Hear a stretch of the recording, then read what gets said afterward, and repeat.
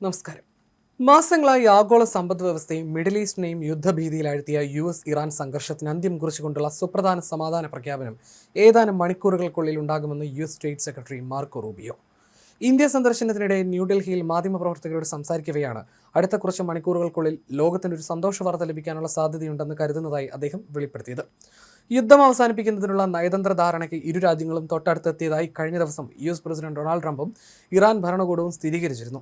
ഇതിന്റെ ഭാഗമായി ലോകത്തെ ഏറ്റവും തന്ത്രപ്രധാനമായ കപ്പൽ പാതയായ ഹോർമസ് കടലിടുക്ക് ഇറാൻ വീണ്ടും തുറന്നു നൽകുമെന്നും ട്രംപ് പ്രഖ്യാപിച്ചിട്ടുണ്ട്. ഇറാൻ ഹോർമസ് കടലിടുക്ക് തുറന്നു നൽകുകയും അതിന് പകരമായി അമേരിക്ക ഏർപ്പെടുത്തിയിട്ടുള്ള കടുത്ത നാവിക ഉപരോധം പിൻവലിക്കുകയും ചെയ്യുന്നതാകും സമാധാന ധാരണയുടെ ആദ്യപടിയെന്നാണ് പുറത്തുവരുന്ന സൂചനകൾ. ഇതിന്റെ തുടർച്ചയായി അടുത്ത 60 ദിവസത്തിനകം ഇരു രാജ്യങ്ങളും തമ്മിൽ വിപുലമായ ഒരു ഔദ്യോഗിക സമാധാന കരാർ ഒപ്പുവെക്കാനുള്ള ചർച്ചകളും പുരോഗമിക്കുകയാണ്. ചർച്ചകൾ വിജയകരമായി പൂർത്തിയായാൽ വിദേശ രാജ്യങ്ങളിൽ മരവിപ്പിച്ച് നിർത്തിയിരിക്കുന്ന കോടിക്കണക്കിന് ഡോളറിന്റെ ഇറാനിയൻ ആസ്തികൾ തിരികെ നൽകുമെന്ന് അമേരിക്ക ഉറപ്പ് നൽകിയിട്ടുണ്ട്.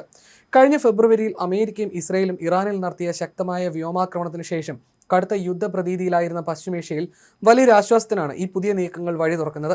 അമേരിക്കയുമായി നടത്തുന്ന ഈ സമാധാന ചർച്ചകളിൽ ഇറാൻ തങ്ങളുടെ കടുത്ത നിലപാടുകൾക്ക് അയവ് വരുത്തിയതായിട്ടാണ് വിവരം. ആണവായുധ നിർമ്മാണത്തിന് തൊട്ടടുത്തെത്തിയ ഉയർന്ന തോതിൽ സമ്പുഷ്ടീകരിച്ച തങ്ങളുടെ യുറേനിയം സംഭരണം പൂർണ്ണമായും ഉപേക്ഷിക്കാൻ ഇറാൻ തത്വത്തിൽ സമ്മതിച്ചതായി 2 US ഉദ്യോഗസ്ഥരെ ഉദ്ധരിച്ച് അന്താരാഷ്ട്ര മാധ്യമമായ ദി ന്യൂയോർക്ക് ടൈംസ് റിപ്പോർട്ട് ചെയ്തു. നിലവിൽ ഇറാന്റെ പക്കൽ 60% വരെ ശുദ്ധീകരിച്ച 400 കിലോഗ്രാമോളം യുറേനിയം ഉണ്ടെന്നാണ് അന്താരാഷ്ട്ര ആണവോർജ്ജ ഏജൻസി വ്യക്തമാക്കുന്നത്. ഇതുപയോഗിച്ച് ഒന്നിലധികം ആണവ ബോംബുകൾ നിർമ്മിക്കാൻ സാധിക്കുമെന്ന് ഇസ്രായേൽ മുൻപ് മുന്നറിയിപ്പ് നൽകിയിരുന്നു.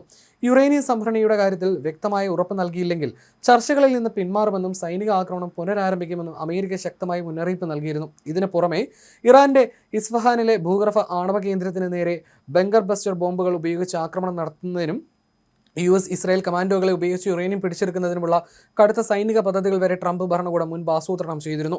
ഇത്തരം കടുത്ത നീക്കങ്ങൾ ഒഴിവാക്കാനാണ് ഇപ്പോൾ ഇറാൻ വഴങ്ങിയിരിക്കുന്നത്.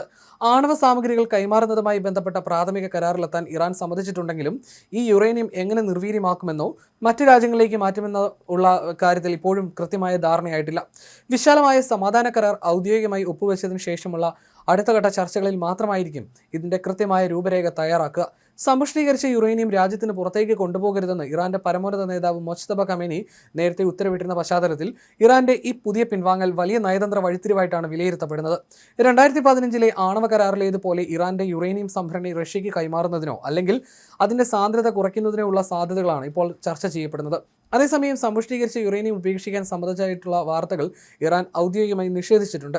ആണവായുധവുമായി ബന്ധപ്പെട്ട ചർച്ചകൾ ഈ ഘട്ടത്തിൽ ഉൾപ്പെടുന്നില്ലെന്നാണ് കഴിഞ്ഞ ദിവസം ഇറാൻ വിദേശകാര്യ മന്ത്രാലയ വക്താവ് വ്യക്തമാക്കിയത്. ഇതോടൊപ്പം രാജ്യത്തിന്റെ പരമോന്നത നേതാവിന്റെ അനുമതിയില്ലാതെ ഇറാൻ ഒരു തീരുമാനവും എടുക്കില്ലെന്ന് പ്രസിഡന്റ് മസൂദ് പെസഷ്കിയാനും വ്യക്തമാക്കിയിട്ടുണ്ട്.